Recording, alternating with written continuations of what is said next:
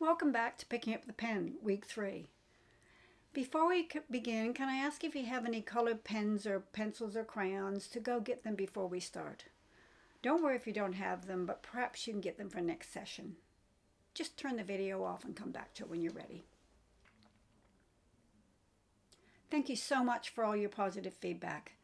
I'm really pleased that you decided to join me again this week. It takes courage and discipline to keep showing up and facing ourselves. I'll talk a little today about leaning into some of the fear around this work. We'll also be looking back at turning points in our lives and writing again in third person a short story about one of these times. So let's start. The quote today is from Rumi. Yesterday I was clever, so I wanted to change the world. Today I'm wise, so I'm changing myself. This is a powerful quote at the time of COVID. As to change the world, we're being asked to change ourselves, and by doing this, we will protect and change the world. Writing is one way to explore, change, and feel compassion for ourselves. Again today, we'll start with a short meditation to bring us into the practice. When I ring the bell, you'll pick up your pens and come into your check-in writing for today. Close your eyes. Rest your hands on your knees. Have your feet flat on the floor. Take a slow, deep breath through the nose and slowly exhale through the mouth. Again, a slow, deep breath through the nose and slowly exhale through the mouth. Continue this breathing and bring your awareness to your body. Notice your feet on the floor, your body in the chair. Notice the sounds outside and gently bring your awareness to the sounds inside your house, inside the room, inside you. Notice the smells and the feel of air on your skin. Notice any areas of tightness in your body. Just notice and move your awareness to another part of your body. If your mind wanders, that's okay. That's just what minds are trained to do. So gently bring it back to your body on the chair, right here, right now. For the next minute or so, just sit in this body, watching your breath, noticing your thoughts, and bringing your focus back to your body.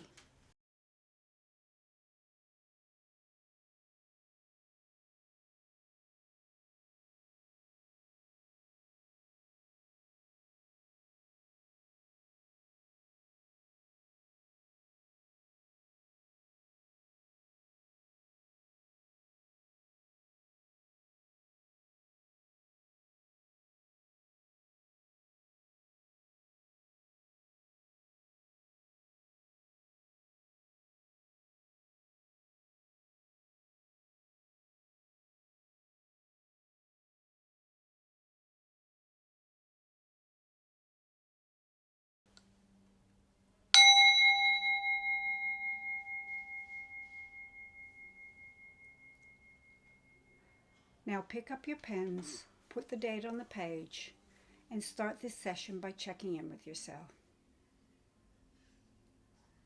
This week I'm grateful for.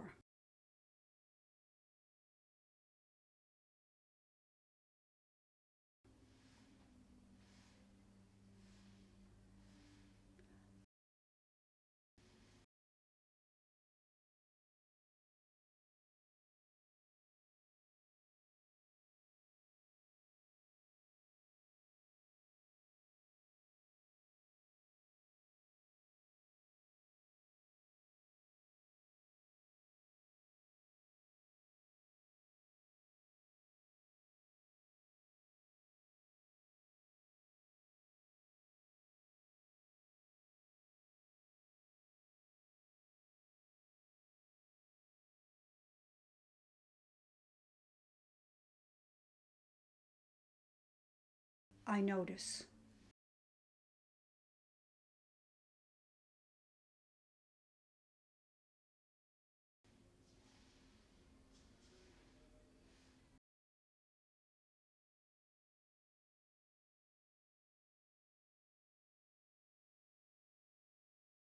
There's a concept in yoga of finding and leaning into the edge, and it's only recently I've made the connection between expressive writing and yoga.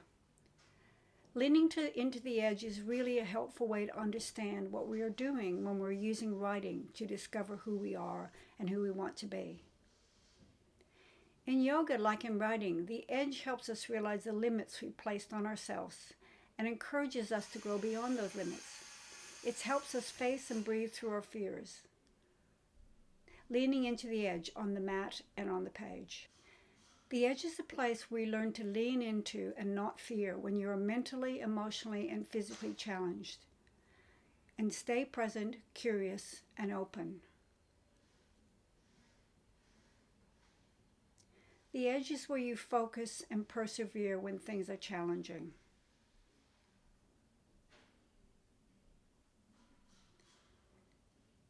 The edge asks you to step away from your comfort zone and allow yourself to explore and grow.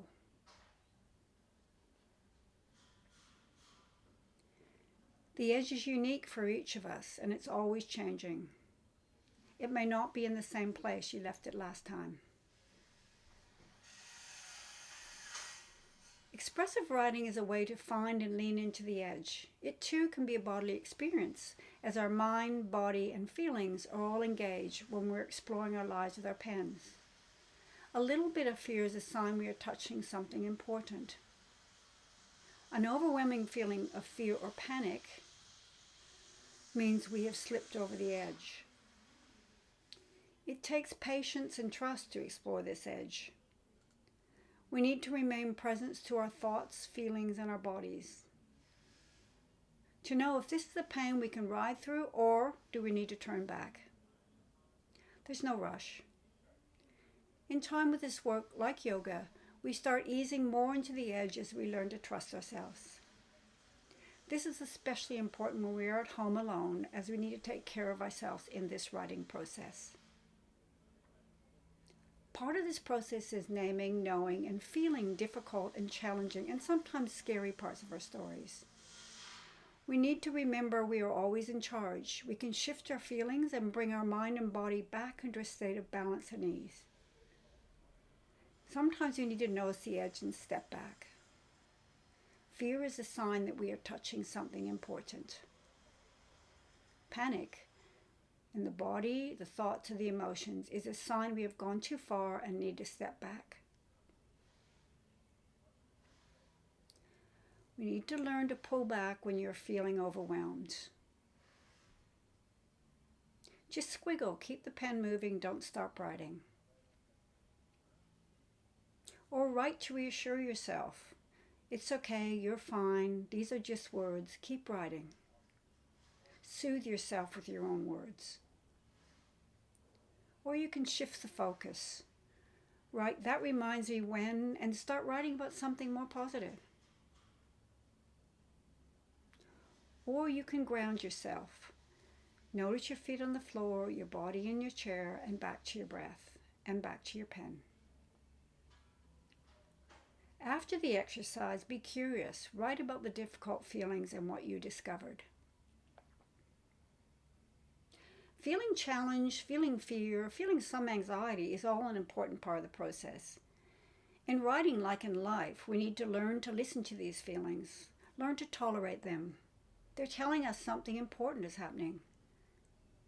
If you can find the courage to listen and write, you will begin to reassure and comfort yourself with your own words. Let's do a short writing check-in about what we're afraid of.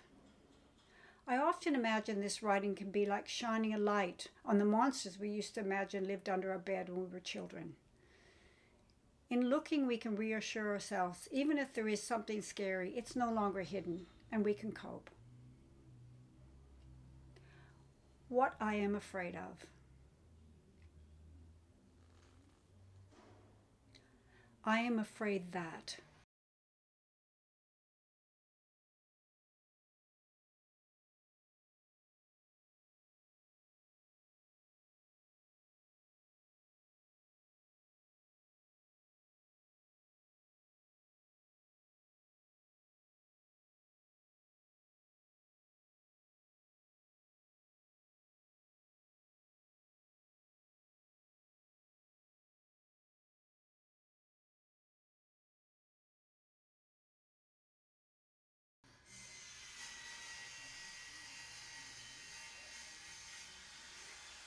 I am afraid if.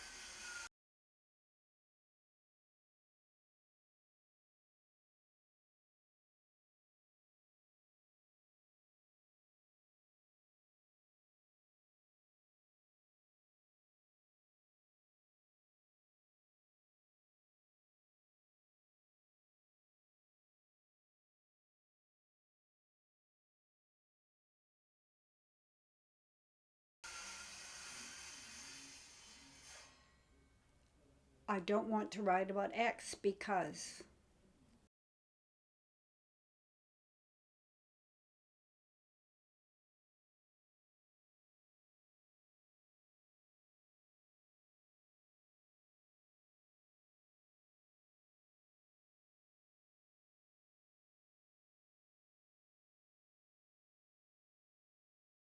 The next exercise is called Stepping Stones, and it's a concept developed by Ira Proganoff in his intensive journal workshop. Proganoff imagined that these stepping stones are points in our life, like stones that we need to step on or jump onto to get across a stream.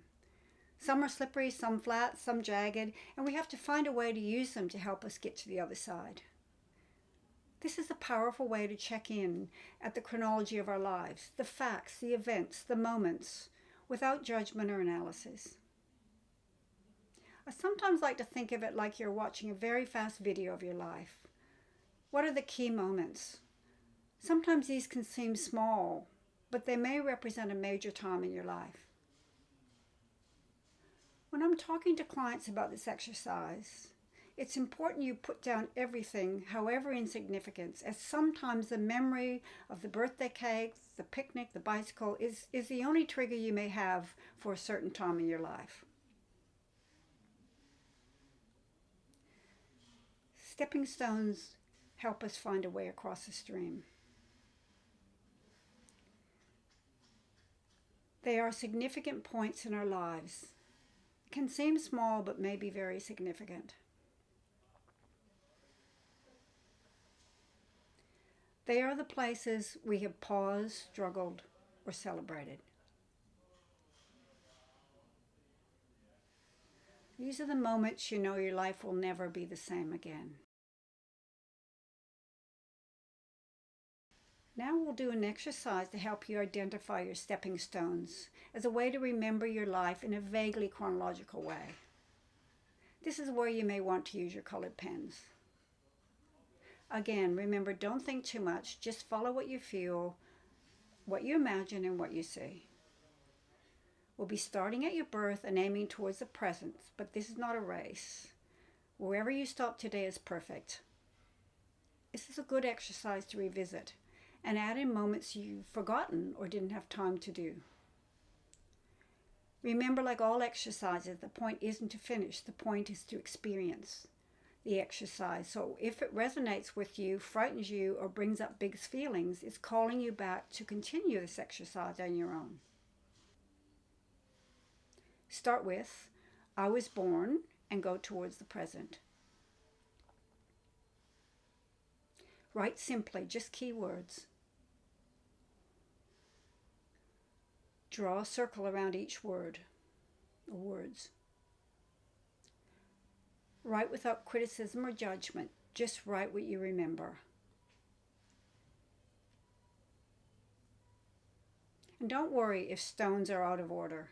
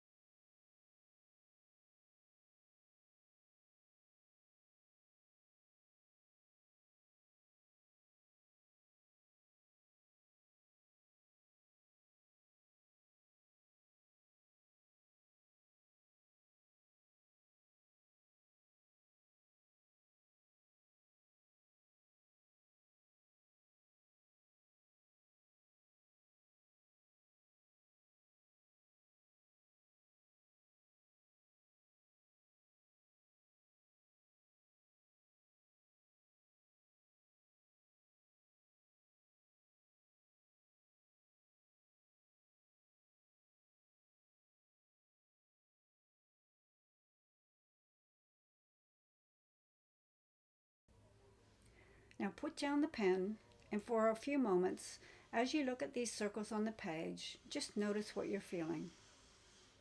Just jot down a few emotion words on this page. Now I want you to look over these stepping stones and choose one that you're going to write about in some detail. I want you to choose one difficult stepping stone. Choose a difficult time, but not the most difficult.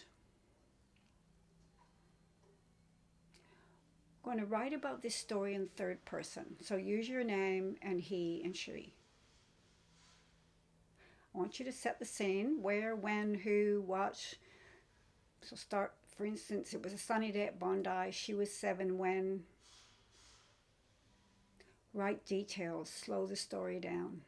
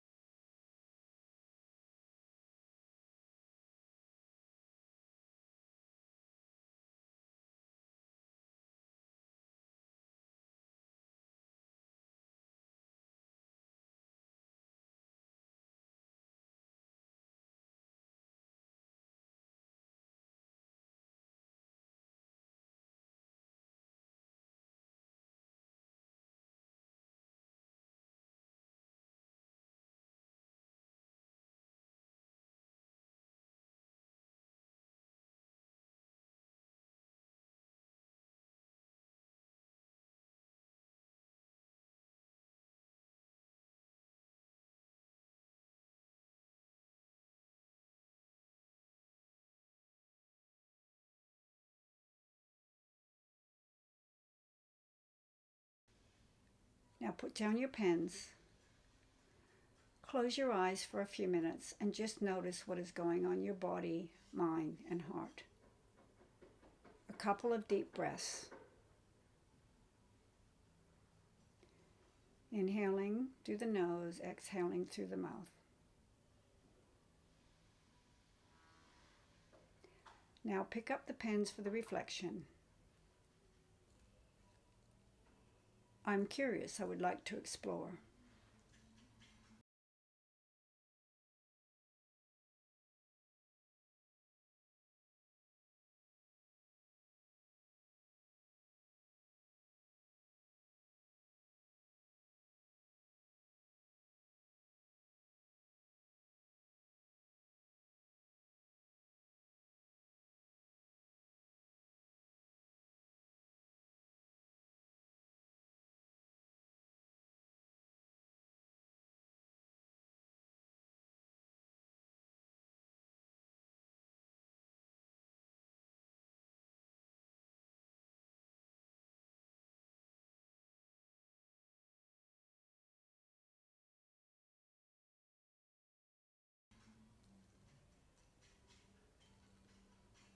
what I've learned about myself and my edge during this exercise.